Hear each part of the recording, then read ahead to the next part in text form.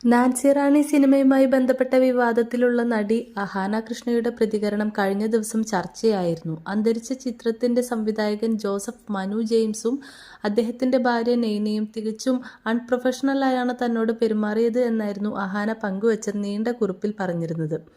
സംവിധായകനും അസിസ്റ്റന്റുമാരും സെറ്റിൽ കൂട്ടമായി ഇരുന്നു മദ്യപിക്കും, തന്റെ കഥാപാത്രത്തിനായി മറ്റൊരാളെ കൊണ്ട് ഡബ് ചെയ്യിപ്പിച്ചു എന്നതടക്കം നിരവധി ആരോപണങ്ങളാണ് അഹാന വ്യക്തമാക്കിയത്.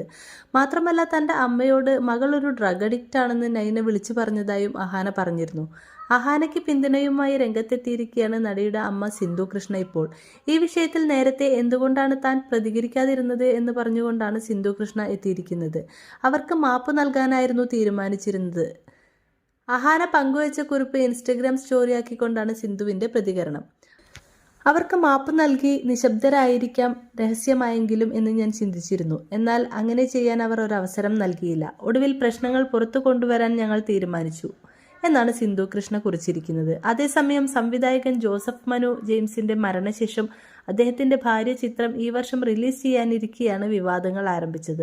ചിത്രത്തിലെ ടൈറ്റിൽ കഥാപാത്രമായ അഹാന പ്രൊമോഷൻ പരിപാടികൾക്ക് എത്താതിരുന്നതിനെ തുടർന്ന് നൈന പ്രസ് മീറ്റിൽ വിമർശിക്കുകയായിരുന്നു.